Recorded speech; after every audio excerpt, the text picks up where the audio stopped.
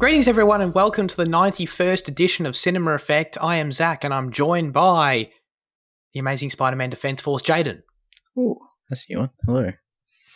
It's the first time outside of the Spider-Man reviews I can use it, you know.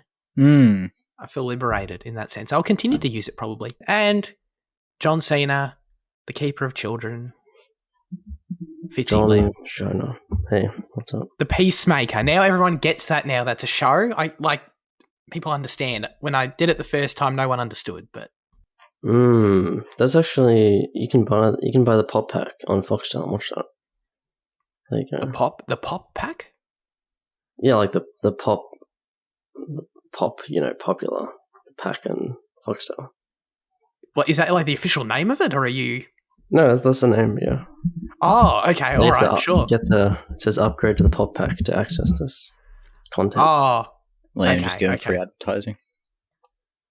Yeah, it's my show, bro. I never really understood. We're meant to be paid for that, but I never really. So you want to pay to see your own show, Peacemaker? I want to pay. I want other people to pay.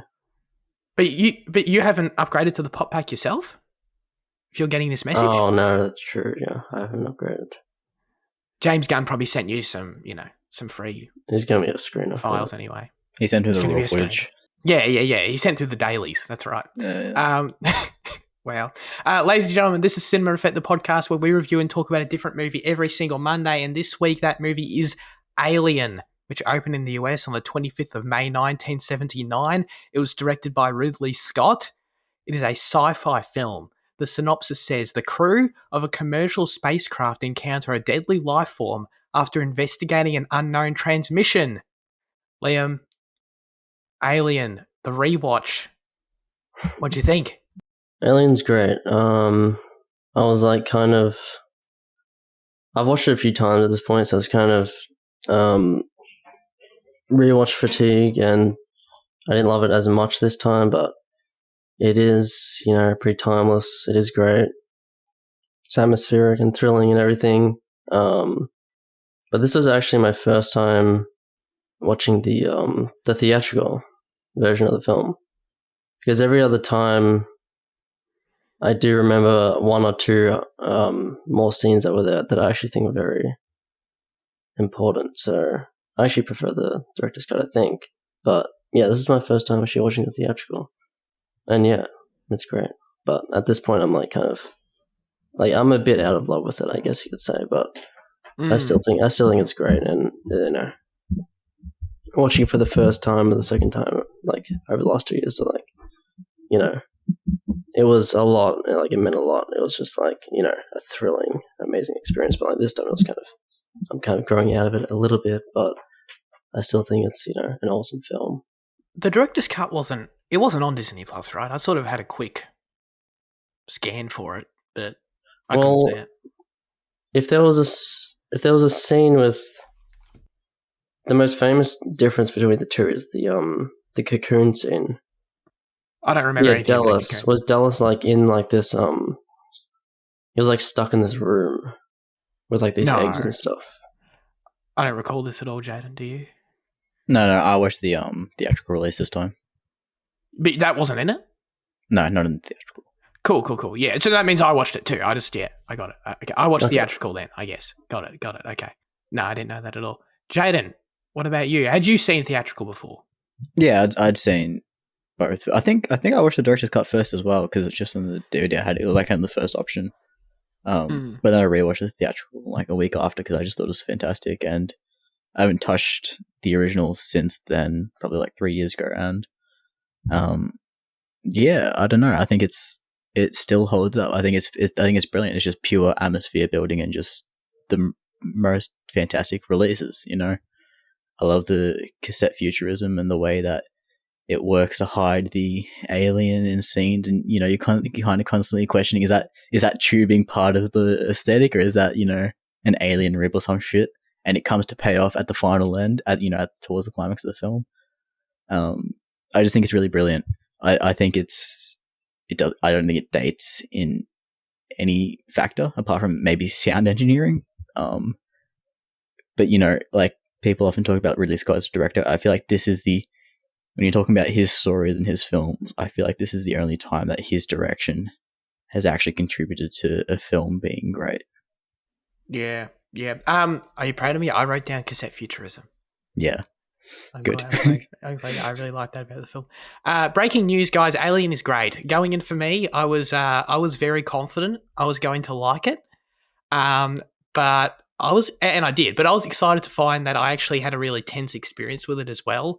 I was sort of thinking, maybe I'll hit play on this thing and it'll sort of be, too late in a sense for me. Like I'll be able to appreciate it, but I won't be able to like really get invested in it. I won't be able to like feel the tension and that experience from it.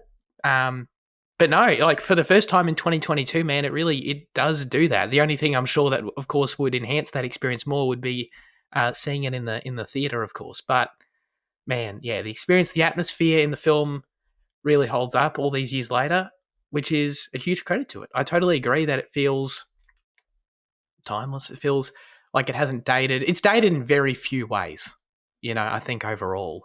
And that's what's really impressive about it. So you watched it for the first time fairly recently, Fitzy, like in the last couple of years, is that right? And you saw it at the theatre too. Yeah. Yeah, watching it at the theatre was like the best experience I had with it. I actually think I've watched it like 3 or 4 times, but my Letterboxd entry's not there for some reason. But yeah, like I've seen it a few times at this point. And recently, like within the last 2 years, yeah. What was that theatre? Was that the director's cut at the theatre? Because that must have been like I felt as I was watching it. If this were at a theatre, like that's the only thing that'd make this film better right now. Yeah, it was a director's cut. So all the other times I have seen the director's cut. When was the first time you watched it, Jaden?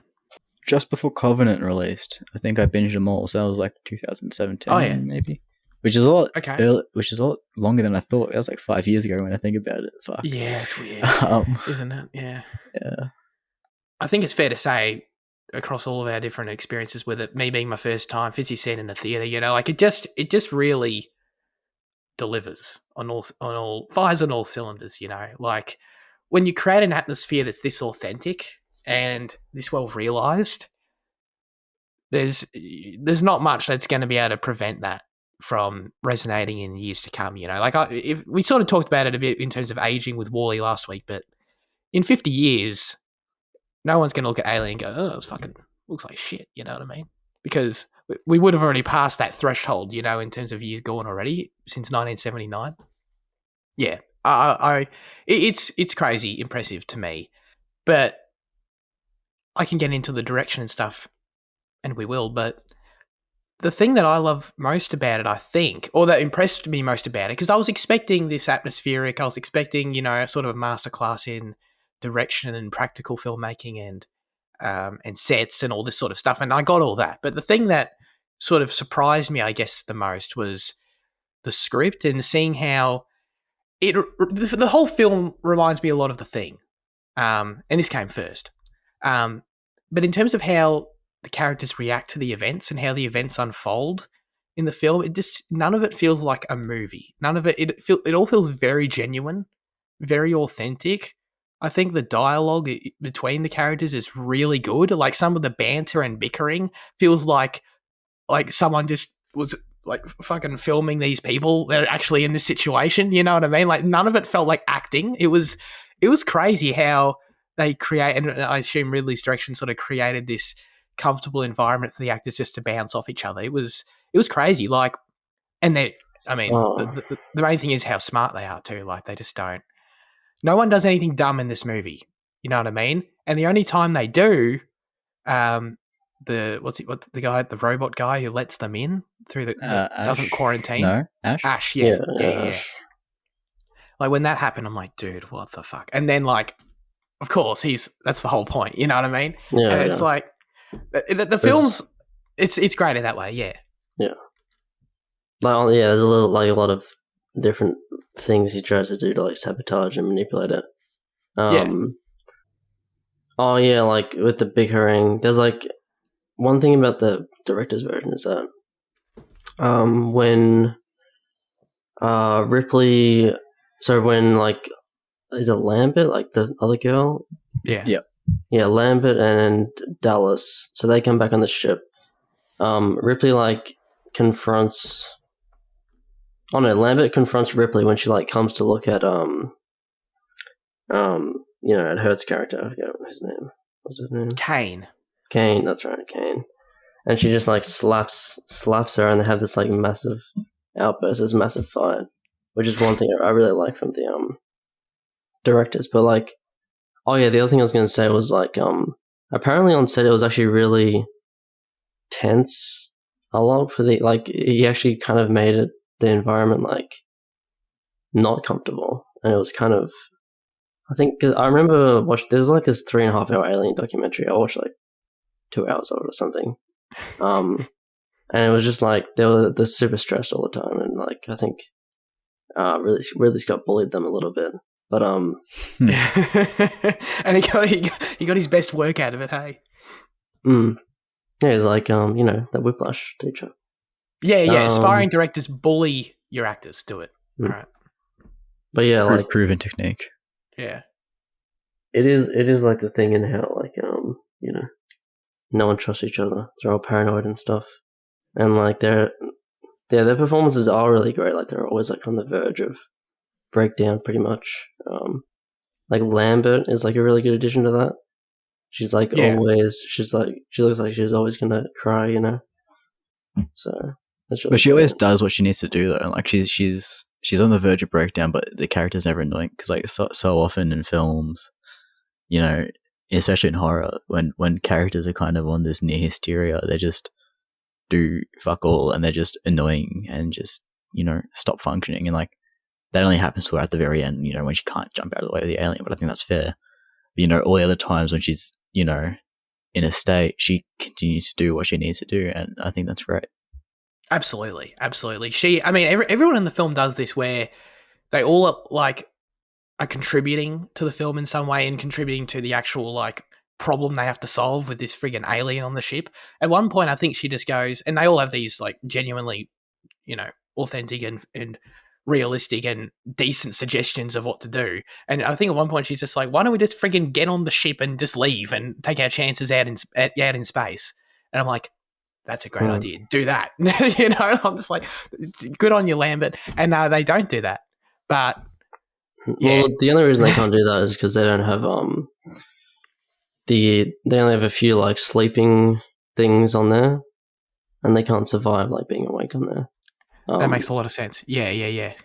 But like, so I was fiddling with like the subtitles, and when I was like watching the Blu-ray for this, and suddenly like the subtitles weren't reading what people were saying. Same on mine. It was like Ridley Scott. It was actually like a commentary, but it wasn't his voice wasn't there.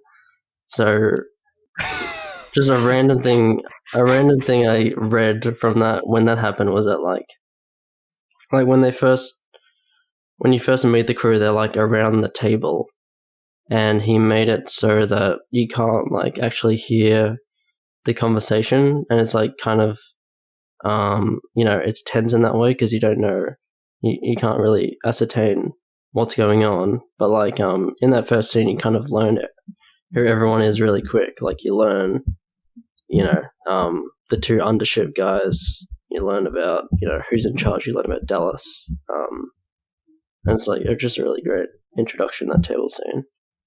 And like the the way the camera slowly goes around the table as well, like all that stuff around the ship when they're first introduced, and like the pod bays come open, and it's like the camera's like floating. That shit is really, the direction is really great in terms of just like that slow moving stuff, I guess, and like the tracking shots especially. Oh yeah, absolutely.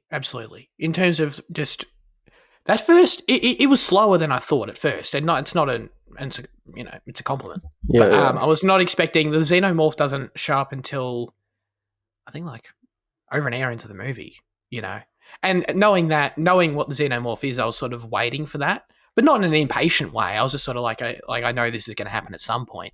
So it surprised me that it took that long to get to it, but it was cool though. Like the way they took it felt like it was even ages before they, like, John Hurt had the thing on his face. So it felt like it was even ages before that, like maybe 40 minutes or something. There was just a lot of time just like spent on the ship, the ship landing and walking around in the alien ruins, and all the time we sort of spend with the characters cutting back and forth, walking around the ruins, sitting on the ship, just sort of communicating on the walkie-talkie and stuff. It's just really slow. The score sort of just brooding there at times, and also the absence of the score at times was quite effective as well. All that was just, it's all just terrific atmosphere building. And I mean, the closest film, like we mentioned it, but the closest film I've seen to this is The Thing. And you can see the huge, I've got no doubt, the inspiration that took from this. There's actually a 1956 version of The Thing called The Thing from Another Planet. So, does it have the same, like, have you seen it? I haven't seen it, but I think it follows a similar type of trajectory that the 1982 one does. Okay. You know, I feel like I feel like Alien might have influenced, John Carpenter. I think in direction, like for sure it would have. Yeah, but like in terms of like the actual story that Thing presents, and like, that is from the 50s. Cool. Okay, that makes sense. And the story is the main thing. That's, I mean, in terms of the whole imposter thing. That's different. Yeah, absolutely. Yeah, but no, in terms of like the atmosphere building, the characters, it's a similar sort of size group of characters that you get to know quickly, that are all smart, that have good banter, that and the practical side of it too, like the practical effects of the monster, alien, whatever. I guess they're both aliens. Like there are huge similarities there, and I can't go without saying, of course, that the practical effects of everything, like of the xenomorph, of course. But for me, actually, what impressed me the most was the egg and the weird octopus thing on his face. The face hugger. Was the face hugger. Oh my god, dude, that shit was. I don't think I'd ever seen that. That was something that felt that was terrifying, of course, but that was. It just looked amazing. It felt so. I mean, because it's literally a real thing that they made on his face. Obviously, so that's why it looks amazing. But Jesus, like, it didn't look corny at all. It just huge credit to that in the film as well, and of course the xenomorph, like, and the way it's shot and everything. I think that I had a bit of trivia here. I think, yeah, the creature is never filmed directly facing the camera due to the humanoid features of its face. Ridley Scott determined at all costs to dispel any notion of it looking like a man is just in a rubber suit. So they filmed the beast in a varying variety of close-up angles to get its profile at all times, and that's how it plays out. You never see it front on. You never really see it also from, I don't know, what would you call it, like an eye level perspective. It's always from lower or the side or something. And that's really effective in the film. I think the only full shot you get is at the end when, like, it's about to jump on Ripley and then she opens up the door. Yeah. And I think it's not a coincidence that those sequences of shots are the worst in the movie. Just the way, like, when it's crazy, like, how right Ridley was, because the only times he does show the whole alien, it immediately makes it less threatening. So, and that's not, that's a nitpick, of course. But I think if I were to highlight any aspect of the film that didn't work, it's like those shots, especially when, like, I don't know, it doesn't matter because the film's over by that point. But when it's like, when it falls out of the ship, it looks really dumb, Oh, yeah, so it's like, yeah. and that's the only part of the film I can look at and go, oh yeah, that looks old. Everything else, like in the 2 hours preceding, felt like it was made today with how good, of course, and the sets, how good all that was. It was crazy. I really love the sci-fi of the 70s and 80s and how they just clutter the spaceship, and like how like it is just, like receivers and transponders and whatnot, and just consoles upon consoles and just buttons and shit. Because that's a very kind of old interpretation of sci-fi. The modern one is very sleek and kind of controlled and clean, whereas this is kind of like, a very beautiful mess. And I really love how it's presented in this film.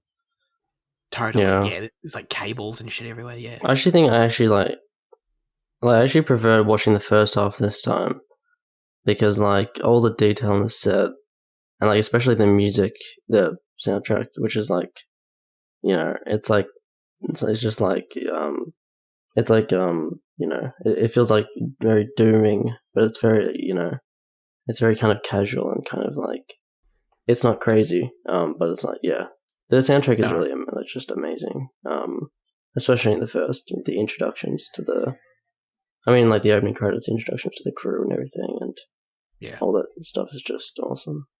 The opening credits, the opening title was awesome. I love how it slowly spells out alien. It was the coolest, most ominous thing ever. That was, if I saw that in a 2022 movie, I'd be very impressed by it, creatively. And it's crazy. Yeah, it's awesome. I love it. It sets the tone and pace for what the rest of the film is going to be. It's kind of slow reveal, kind of slow build up to it, and to the alien, yeah. And I think we've spoken of before about just an important title sequence and what it does, and I think this is the perfect one as it spells what's going to happen. Well, it spells kind of what's going to happen later. Yeah, yeah. It's awesome. I've got some trivia here about the title of the film that I hope. Yeah, Dan O'Bannon, who was the writer.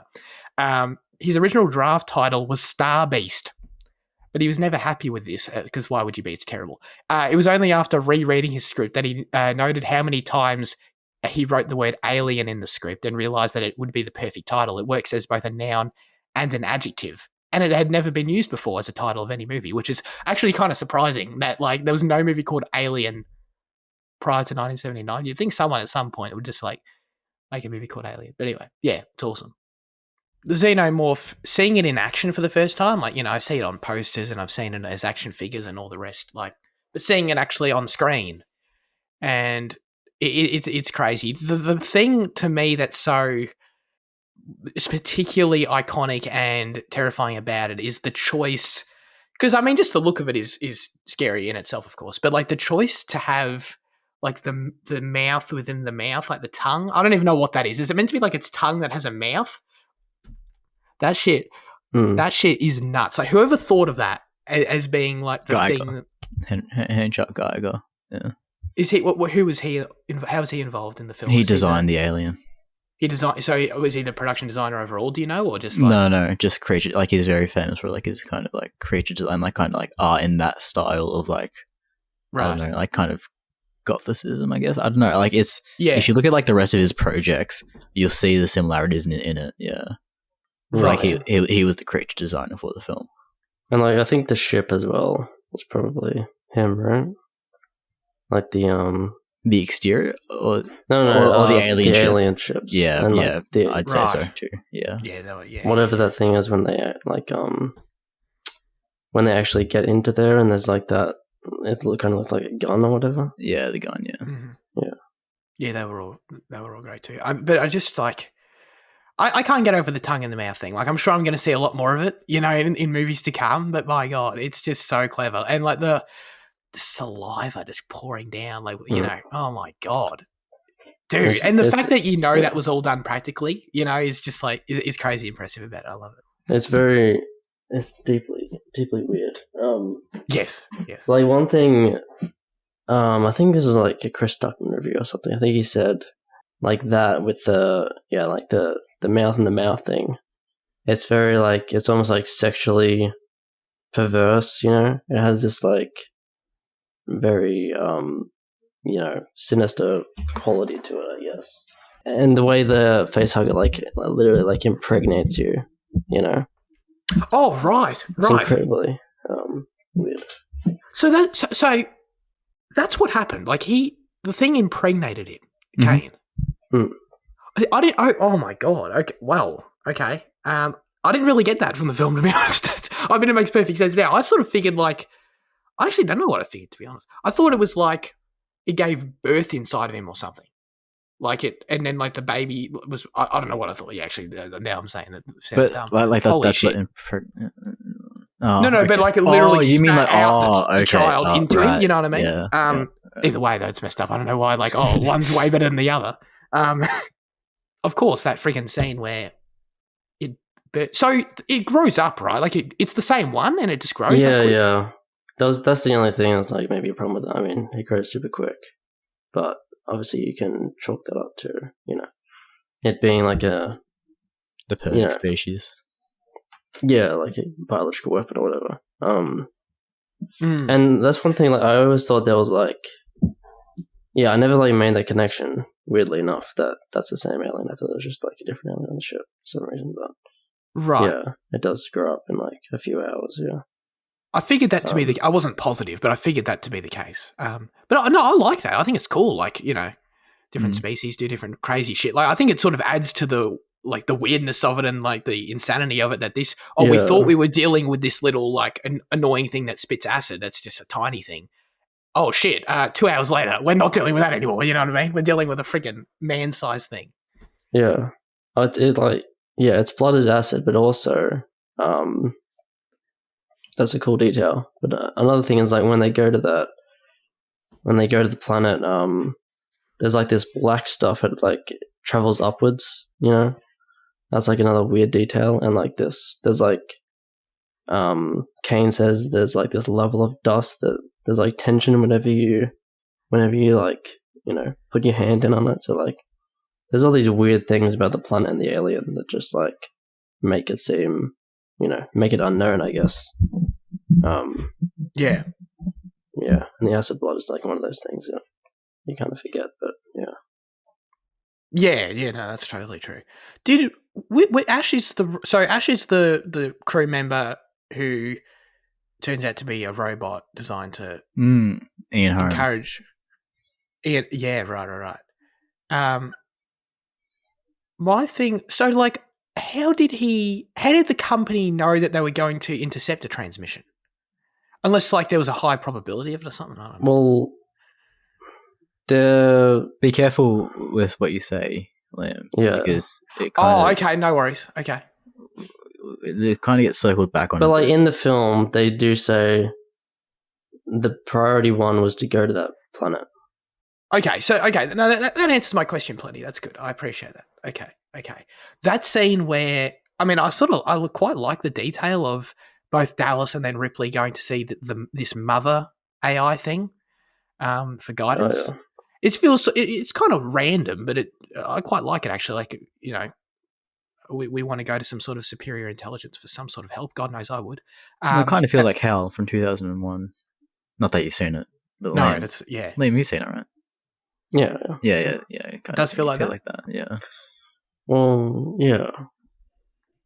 Yeah, it's very like cold and you're dealing with like 3 different intelligences on the ship, really. There's Mother and Ash, and then there's the alien as well. Yeah, that scene where the mother says like everyone's just desperately inputting stuff into it for help, and it's just like only priority return the life form to Earth. Crew members expendable, and it's like, oh, cheers, mother. Like, thanks for the help. That was like a moment for me in itself where I was like, oh shit. Well, there's really no one helping here, is there? There's nothing for these people. I quite like that a lot. In terms of 2001, though, Sir Ridley Scott cites 3 movies as the shaping influence on this film. The original Star Wars, 2001: A Space Odyssey for the depiction of outer space and, I guess, hell, and the Texas Chainsaw Massacre for its treatment of horror. Well, actually, that's interesting because I was going to say, like, a lot of it's a very violent film, but like a lot of the kills are kind of implied or shown very vaguely. We're shown feet or we're shown like a snatching or something like that, and like that's something that have either of you seen Texas Chainsaw? No. Yeah. So with the original Texas Chainsaw, Toby Hooper, he was going for like essentially a PG or like a PG like a M or PG-13 rating. I think is like what is like the equivalent he was going for. In that, there's never any on-screen violence in that film, and like so, like it's all implied. There's no blood. It's just kind of a very traumatic experience just through kind of pressure. And I was gonna mention that there is kind of a similarity in that I realized this time. I'm glad you brought that up. Isn't that ironic though? Because like that sort of is like one of the scariest films ever made, right? Texas Chainsaw. No, Texas Chainsaw isn't really scary. And I think maybe in the 70s it might have been when people thought it was actually based on a true story. But like even the fact that it's based on a true story is bullshit. So, but it has that reputation, doesn't it, as being like one of the scariest films? I don't know. I'm not sure. Personally, for me, it's not really scary at all. It's just kind of thick skin, man. yeah. I found that interesting. I haven't seen 2001 or Texas Chainsaw. I didn't really feel a lot of Star Wars in this, but maybe it's more in like I guess the sets and the depiction of like the ships in space and stuff. Maybe I don't know. I was sort of interested in that. Didn't really want to make a space opera, and then he saw Star Wars, and he's like, "Fuck, that was the movie that I wanted to make." So then he had to go make this. Oh, I don't know. I didn't know that. That's so I think that's the story. Like he like when he watched Star Wars, he was like, "Damn, that's the movie that I wanted to make." Oh, that's so like, funny. I imagine that. Like that's kind of what he. Yeah. Right.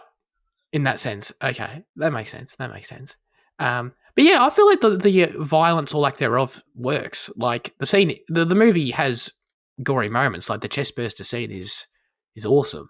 I still feel I don't know. I don't know if we need to see the alien literally tear these people apart. You know what I mean? Like what we get with the weird tongue mouth thing is enough, and then it freaking just comes out and latches on, and we get it. You know. Yeah, no, it sort of makes it a bit more scary, I guess. I think that's what kind of makes this film unique, even for the series, is that after this, it takes a significant tonal shift in terms of, just the genre that that the rest of the films are. Interesting. Yeah. I'm excited to get there. I sort of figured as much considering, we know what a James Cameron movie is, you know what I mean? So I sort of, but I'm excited to check that out too. But for the chest burster sequence, I will say the rest of the cast were not told that real animal blood and guts were being used, which they were, so as to provoke genuine reactions of shock and disgust. Again, actor bullying right here. This worked so well that Yaphet Kotto, I don't know who he played or she played, I don't remember. One of the actors went home in complete shock afterwards, locking himself in a room. Yaphet, was he one of the undercrew? Yeah, he was Parker, Bretton Parker, that's it. Oh, he plays Parker. Yeah. Oh, okay, got it. No worries. He was one of the. Oh yeah, he hung in there for a while. He did actually. Oh yeah, well, I just remembered. Like the thing on the documentary was that Ridley Scott bullied them all, so that there would be a team against him. So that he would be like the alien. Yeah. Good for him, man. I appreciate it. I mean, how have we not talked about the real MVP of this movie yet? Jones. All right. And that's goddamn Jones, my guy. Jones is a legend. The fact that Jones survived is one of the greatest moments in cinematic history. Okay, I'm just going to say it. I'm spitting truth right here, dude. Wait, there were so many times when Jones was so doomed. You know what I mean? Especially that one time where he was literally just left in the hallway and the xenomorph's just standing there. And it's like, oh, well, he's done. See you later. And then Ripley, God bless her, actually, she's probably the real MVP, to be honest, keeps coming back and keeps making a very deliberate effort to save Jones. And God bless her, because that'd be me. You know what I mean? Every single time she loops back around, she's trying to figure out a route to get back to the cat, to save the cat. There's multiple times where the cat runs off, and it's 99% of people just go, well, fuck, I've got to save myself here. And she just goes for the cat. So God bless her. I thought it was great. I think it's also very easy to show the cat as the alien's first kill, to give you a taster. And to show it consuming that or, whatever it does can grow it in size. But the fact that they're restrained from that as well, I thought was quite nice, It subverted my expectations, for sure. And it's funny to see this film that definitely feels like the tropey thing to do. The first kill is the pet, But no, Jones made it all the way to the end. God bless her, or him, her, him. I think. Him? I don't know. One particular moment I want to point out and this can sort of be exemplified in the entire film, I guess. And just the overall incredible, for me, the lighting and color choices overall were what made it stand out. I love the sets, love everything else. I love the camera movements, love all that. But above anything else, for me, it was the lighting and the fact that the sets are just always flashing. At all times, there's light coming from different angles, and especially as it ratchets it up towards the end. I'll have to practice that one later too. Towards the end, and you just get the scenes where Ripley's shitting herself in the hallways, and it's just friggin' like if you've got any form of risk of having a seizure, don't watch this goddamn movie. Did it give you a warning on Disney Plus? No. No, I'm surprised because Yeah. because usually it does it like for Star Wars shows it does. I would have thought there'd be like a definite seizure warning on this one. Totally. I don't think I've ever watched anything more seizure inducing than this. It was like freaking insane. Yeah, Ripley. The scenes where Ripley is like running through the hallways and the alarms are blaring, and it's like a tracking shot of her running down the hallway, like looking back every second.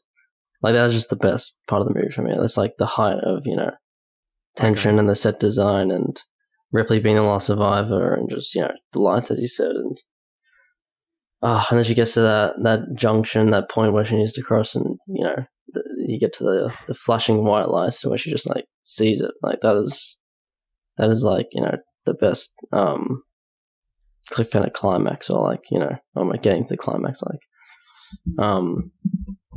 but yeah, it just like has everything in it that the film is good at, as you said, in that whole way, I guess. Totally. And then the whole thing, she loops back around, she can't stop the explosion, she comes back to that spot, and the whole time it's like, obviously we expect the alien to come back, and it doesn't. The whole time, like, it takes, I feel like it happens sort of in real time for us as the audience, where she's just creeping back into the escape ship or whatever, and the door and the hallways, and and it never comes until, of course, you realise it's in there, which makes perfect sense because it was literally wide open. But yeah, that was terrific, and everyone's just always covered in.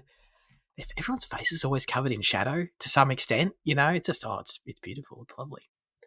Did you think that her jetting off in the space shuttle was the end of the movie? Did you think there was going to be another kind of twist to it, or it did convince me? I think when the ship exploded for like five times for some reason. I think when that happened, I was like, oh, okay, maybe. I think that was like all the ores blowing up because it was like a mining crew, right? So I think like that was like their cargo and like their equipment just kind of blowing up. Okay, that was, yeah, I didn't really get that. That was weird. But anyway, and then like the second we start spending like a little too long with her just like walking around, I'm like, all right, yeah, there's something going on here. And then when there's that shot of like, you see, I did a double take when there's a shot of like the xenomorphs, like I think just sort of against the wall or something, or like in the wall. Oh, and sort of disguising itself as, yeah. It sort of like looks like it's just part of the ship or something. I did a double take when the second it cut to it, I was like, oh, the xenomorph's there. And then like 5 seconds went by and I went, oh, no, it's not. I'm just fucking and then it was there. And I was like, oh, shit. That was weird. Yeah. That's like a really great scene, that moment there. But also like there's a thing like that in the director's cut when Brett is first killed. You can actually see the alien just like hanging there in the... Oh, yeah, that's right. Yeah, because you have like all the chains and everything. And you have all these things that are hanging, so you kind of don't notice it. But then you're like, oh, it's just there, It's just stationary. Just chilling. It's just chilling, bro. It's just waiting. So, I didn't even mention the thing I was trying to mention in terms of the moment that I really loved for direction and editing was when she, like, the countdown's happening. It's reaching the final seconds of the countdown, and she's ejecting in the other ship. And you get those series of shots where the ship is departing and the countdown's happening, the score's doing its thing, very tense. And we're cutting back and forth between her, Ripley, and like a view of the window looking above at the ship that's still above her as it's moving.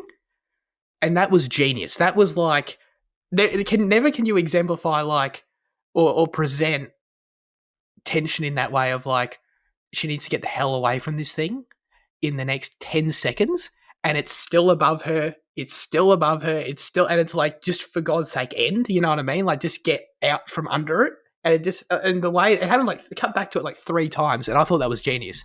Like, I don't know, it was great. Like, compared to just like some sort of wide shot where it's like you sort of see it like leaving slowly, you know what I mean? Like, in terms of, that's what quality direction and how it elevates tension beyond just, any other number of camera choices, They could have just been whatever and forgettable. I mean, just to speak to all the camera work we're talking about, I did have a quick trivia here that Ridley Scott did all of the handheld camera work himself. So he can make good movies, guys. This is what this confirms to me, you know what I mean? Ridley Scott, he's got it in him to make a good film or two, He's just depriving actual cameramen of their jobs. He's a horrible person. Wow. I mean, the thing that this is such blasphemy to like everyone else in existence that's a film fan, but the thing that interests me about him is the fact that he worked in marketing for like 40 years, right, before he became a director. He shot like ads and stuff. That's what he did, I think. And that's sort of what got him into feature filmmaking, I believe. It wasn't sort of later until I think he was late in his 40s. That always fascinates me. I know he shot that that iconic Apple ad from the Apple II ad. Is that what it is? Yeah. Mm. Yeah, I think I know what you're talking about. So yeah, anyway, that's a natural transition. Well, David Fincher made ads. Made what? Oh, ads. He made ads, yeah. Yeah. I love the exterior of the ship as well. I think we talked about the interior as well. We talked about the alien ship, but the exterior of the Nostromo. Yeah. Yeah. I think it's very sick. I agree. It's really cool. Don't see a whole lot of it, but what we do see is deep, and it's always we never really see it from a distance either, which I like. The opening shots we kind of do. Yeah, when it's sort of inserted throughout the film, it's sort of more, we see it as this sort of towering structure from closer, Oh, I mean, who was, if you had to pick, I mean, we sort of spent this whole thing trying to remember everyone's names, but who's your favourite crewmate, Fitzy? I've got to say, I feel like Dallas is mine. Dallas? Oh, I was going to say Dallas. Dallas is nice. I mean, everyone really seems to like Kane. Kane's just a good guy, Kane's great. Until he's impregnated by an alien. I love when he wakes up and he just looks like really pale and dead. Just how John Hurt always looks. Have you seen him in 1984? Just the same ghostly kind of taut look on his face. There's definitely a joke to be made there that I won't make. But what about you, Jaden? I was going to say Kane until Liam said everyone says Kane, so I'll say Ripley, because I mean, how can it not be Ripley? She's I mean, all the crew loves Kane. Right, okay. Yeah. Ripley's like the best final girl to ever exist. She's, I think it's amazing that this is a very literal slasher horror film just translated into an entirely different context. And I think as of that, Ripley kind of taking on that trope of the genre, but it's just she's actually a good final girl to have. Yeah, for sure. I mean, that's one aspect we haven't really touched on, is the individual performances, because I feel like overall they're not as important in this film as they are in other films. I feel like it's sort of the collective vibe that they all sort of bring as a crew that elevates it. But I haven't really seen Sigourney Weaver in many things at all. I feel like Finding Dory. Finding Dory, is that? She's the aquarium announcer, I think. Oh, lovely. And she was also in WALL-E as well. She was the ship announcer in WALL-E. Oh, okay. So she's just the announcer in Pixar movies. Mm. Got it. Okay. I've seen her in those then. Other than that, I honestly think it's sort of just Avatar. I don't think there's anything else. So, sort of going back to, this iconic performance from her, I was impressed. She's good. One thing about it, though, is that, she's not really focused on straight away. She's not, focused on as some, main character survivor. She's kind of in the background, and she's just, she's one of the crew at the very start. Right. So, if you'd never seen it, if you don't know anything about anything, you might not be able to predict that she would be the one that, survives in the end. It does kind of focus on Kane and Dallas a lot more at the start, especially, given the ship exploration that they do. Yeah. I think, for a first-time audience, you probably are expecting a greater focus on them. And you kind of are until they cock it, but, it's all part of storytelling. Yeah. And even the undercrew, even they get, a lot of focus at the start. like their banter about the their pay and stuff. Mm. But then Yeah. Sigourney is the one that kind of tries to enforce the rules, I guess, and goes against Ash. Let's talk about the bonus situation. That was fun. Yeah, I mean, there's nothing that really makes her the protagonist of this movie outside of the fact she survives. Like, yeah, it's sort of just getting right into it. The first hour is just, we're just watching a crew do their thing, Yeah. But then you kind of realize later on that, like, Ash manipulated the whole thing. Like, he kind of led them to go to the planet. When Kane and Dallas were debating it, Ash kind of led him in that direction. And then Ash, opened the doors, and Ash did this and that. Yeah. Neat. All right. Alien, final verdicts. Liam, in space, no one can hear you scream. How iconic. That's really good. It is really good. I don't know, like, I want to give it an 8 just because I'm enjoying it this time, but like it is better than an 8. But I'll give it an 8 this time. Yeah. That's what Cool. Cool. Jaden? It's the strongest of 9s. It's always been a 9 for me, this film. I don't know what holds it back, because it's like, I don't know, maybe that's something we should talk about more for another 2 hours, but, we're moving on, I guess. Yeah, I think it's just genuinely brilliant. It's the best thing Ridley Scott's put to screen. Yeah. Yeah, for me, it's an 8, and to answer your question of what holds it back, Jaden, nothing holds this movie back. You know what I mean? It's just there's always the intangible factor, and to me, I think the movie's awesome. I love it. I think it's great, and I don't know if this is an infinitely rewatchable movie to me. I don't know if I'd want to rewatch it again anytime soon. Other than I think I'd be very tempted to see it in a theater. Other than that, though, yeah, I think that's the thing that would really, as I already mentioned, really enhance it for me. Having now understanding what it is, but yeah, it's great. Watch Alien, guys. I'm sure you haven't seen it if you've listened to this whole thing.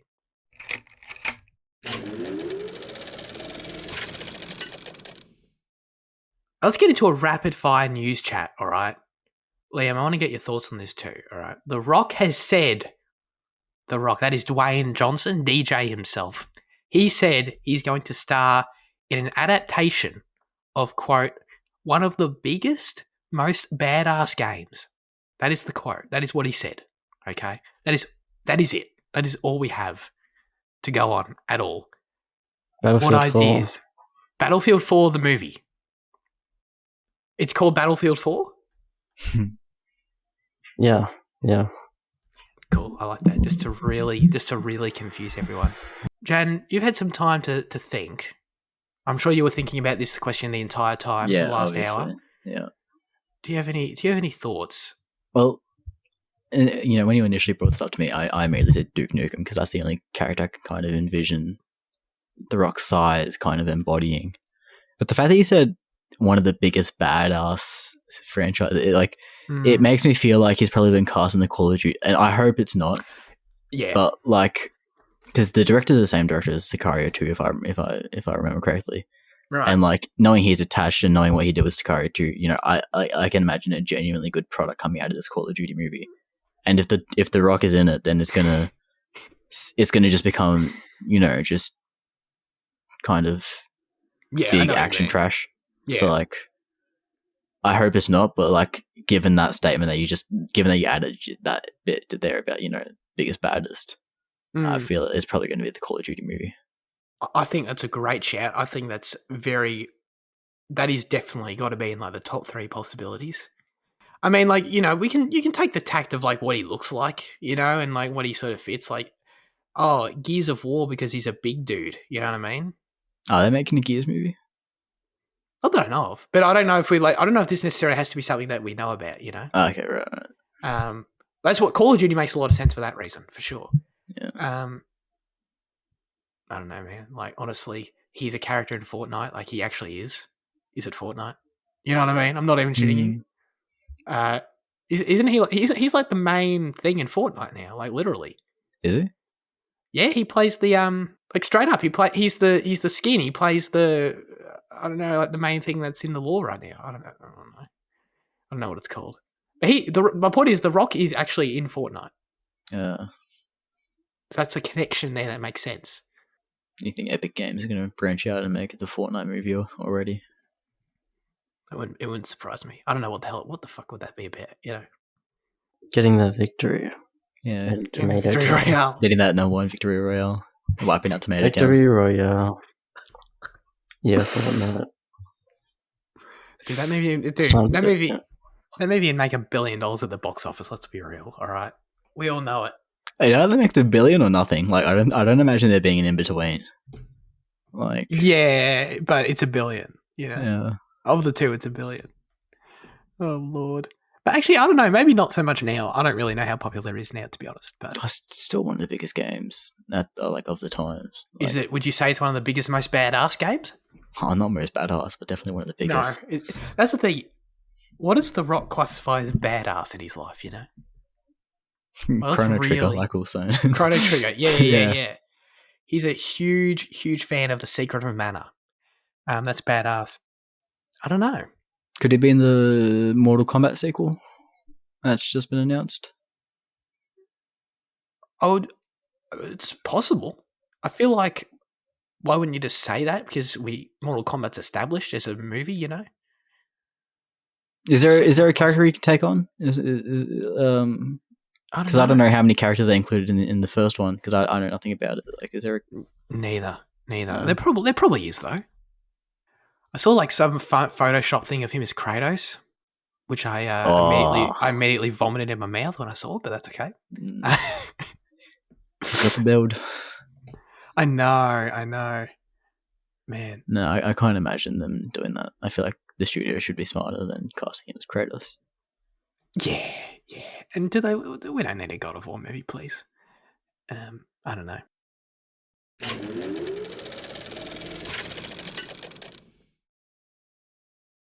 Now it's time for our highlights of the week. Jaden, what have you been watching? Let's suss it out, because I can't recall. Come on now. I know this is a new segment on the show. I've never done it before. I've never asked you. Yeah. All right. Okay. Don't worry. I recall what I was going to talk about. I watched this 2007 Australian film called Noise, and it stars bloke from Beneath Your 60. What's his name? Main bloke. Yeah. Okay. Human Trek. Yeah.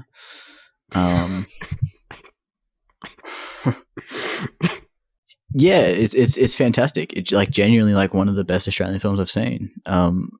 It wasn't what I was expecting it to be.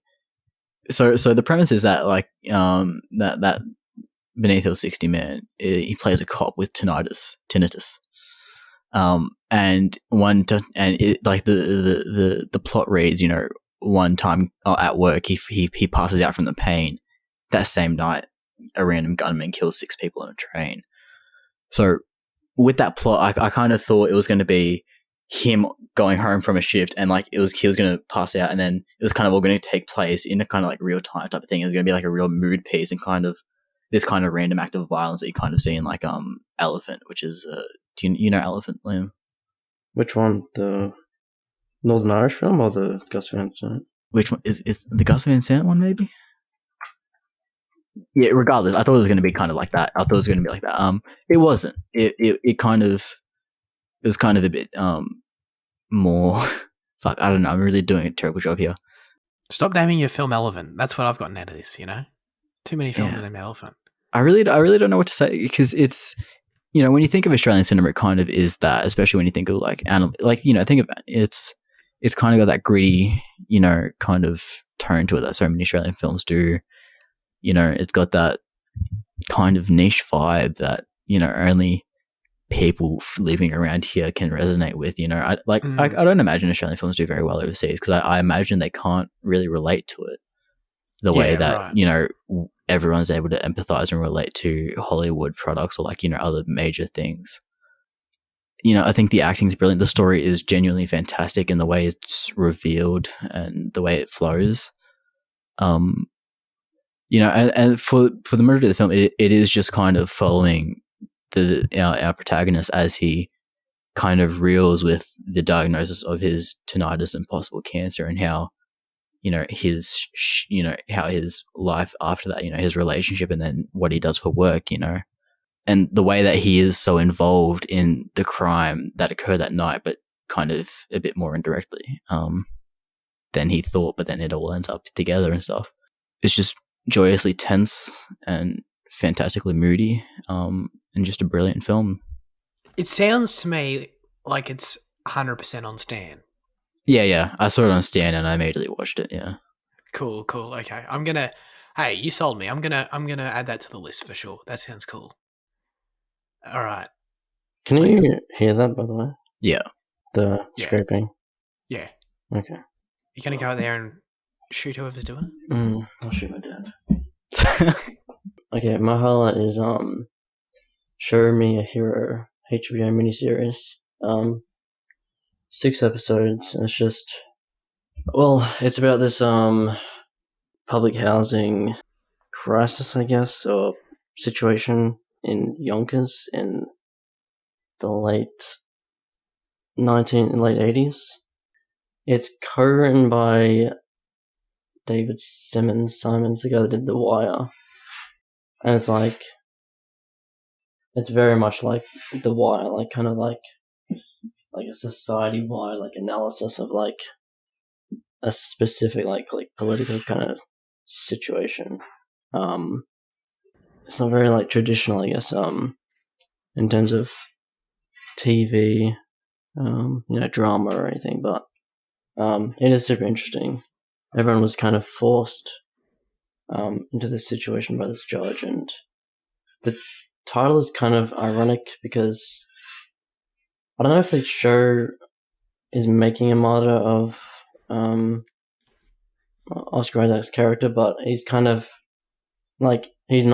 he wasn't really a hero. He's kind of put into that position, and he kind of had to just go along with it, kind of, because he actually appealed the vote for public housing in the first place. But anyway, the show's I don't know, it's emotionally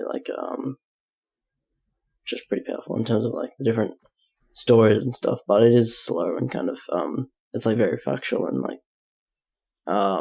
true story kind of, but it is very interesting. And Oscar Isaac's great. Oscar Isaac's our guy. So yeah, it's kind of hard to explain, but it's a good show. Our guy. Yeah, I was processing. I was taking it all in, and then you just sort of slipped in there. You dropped the Oscar Isaac bomb. You know what I mean? You sort of went, and Oscar Isaac's right. I'm like, was someone say Oscar Isaac? You know what I mean? Holy shit! Dude, this guy's in everything. Is there anything this man isn't in? I can't understand how he can act so much. Maybe take a break from acting, Oscar. Do you need it? Are you okay? He's a great actor. The character in the show here, he's kind of so he becomes the mayor of Yonkers, and he's his name's Nick Wasisco. He's this very kind of lovable guy. And I guess if you want to say anything about the character, is that he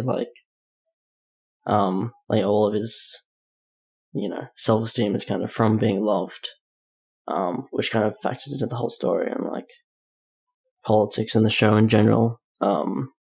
He's kind of Lucky, actually, when I think about it. But all right, so I finished Afterlife on Netflix. This is the Ricky Gervais's, however you want to sort of say his name. Is there a correct way, Jaden? I feel like you would know if there is one. Ricky Gervais. Yeah. Gervais. Okay. Gervais. I always say Gervais. Okay. Pretty sure it's Gervais. Oh shit! Now there's doubt. I don't like it. His Netflix show Afterlife is this sort of it's a comedy about it's been running for 3 seasons. The third season that just came out is its final season, and it's about this dude whose wife dies, and he sort of it's Ricky Gervais as sort of himself dealing with that in this British town, and it's very funny. It's a great show. I really enjoyed it. It's super simple in its direction, not just from a technical perspective, which it is, in terms of Ricky writes and directs every episode himself.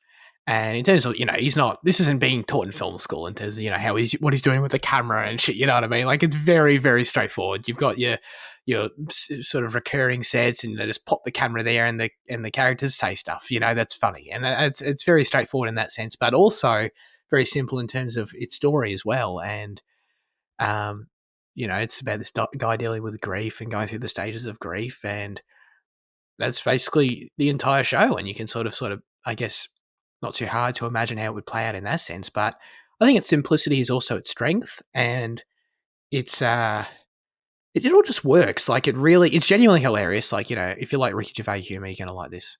And outside of that, of course, in terms of its simplicity, like the emotional beats still hit, and the way in which they present it is still really effective.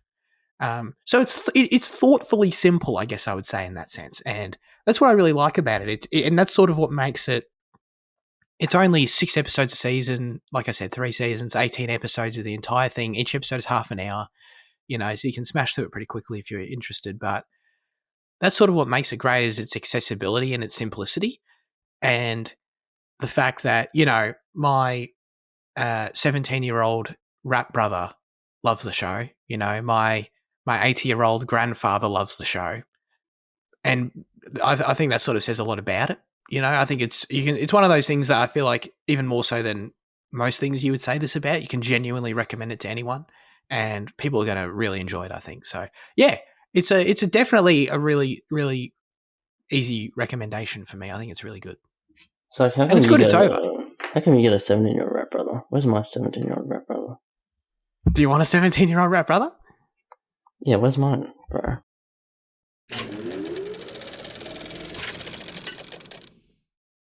As always, now we hand the show over to you with that question of the show. Last week, we asked you, what is your favourite Sir Ridley Scott film? Aidan said, well, I really got to say Alien. Straight up. Fair enough. Great choice. Andy said, my favourite Ridley Scott film is the one with Russell Crowe. It's not Gladiator, though, don't worry.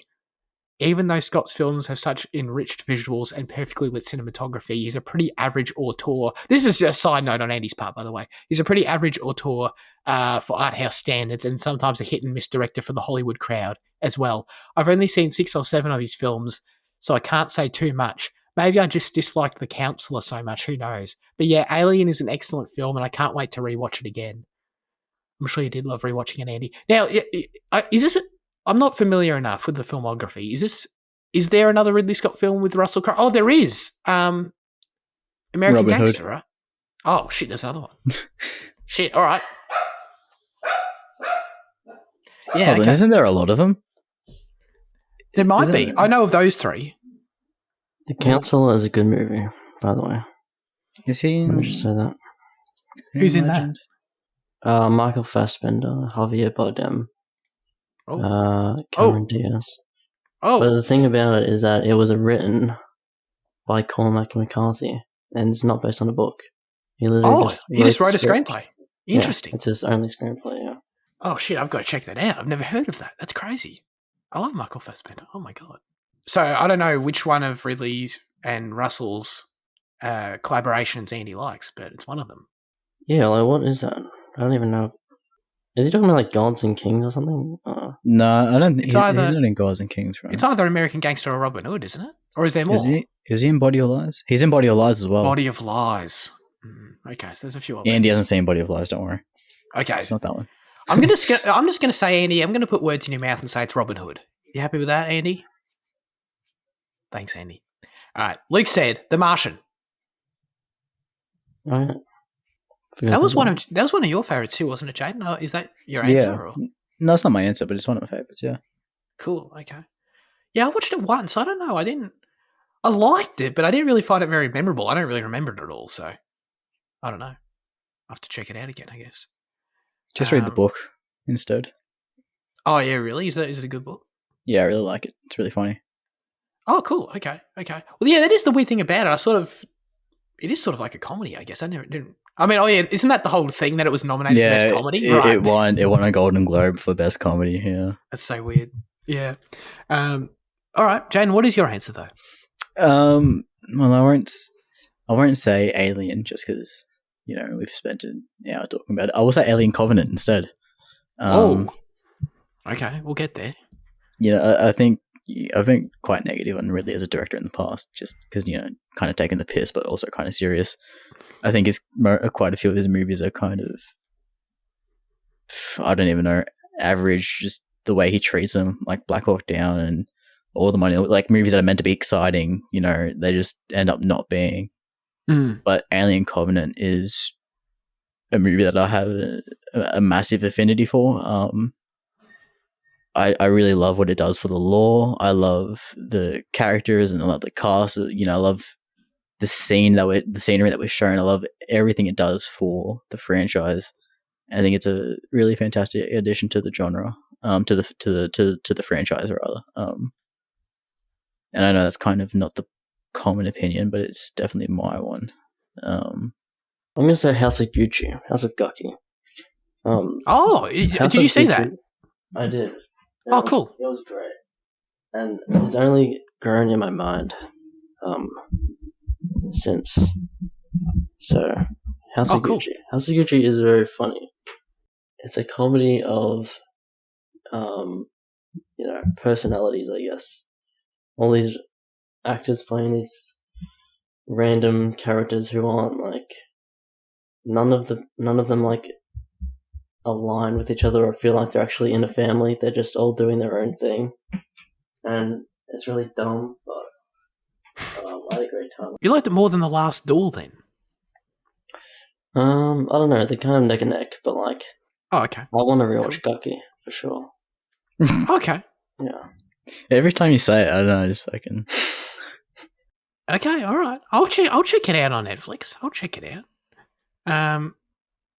My answer is, I think I can say Alien is his best film I've seen, but I've still got a long way to go with Ridley Scott. I do. There's a lot of films of his I want to see. Now The Counselor's added to that.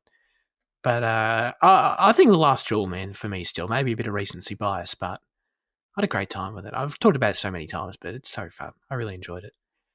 Look, if you do a high production, high budget, medieval setting and with great, like, well-lit sets and cool, like, go and film in castles and shit, dude, I'm going to love that shit, you know what I mean? Just by default, you know what I mean? Put the shittest story ever and I'm still going to give it a 6.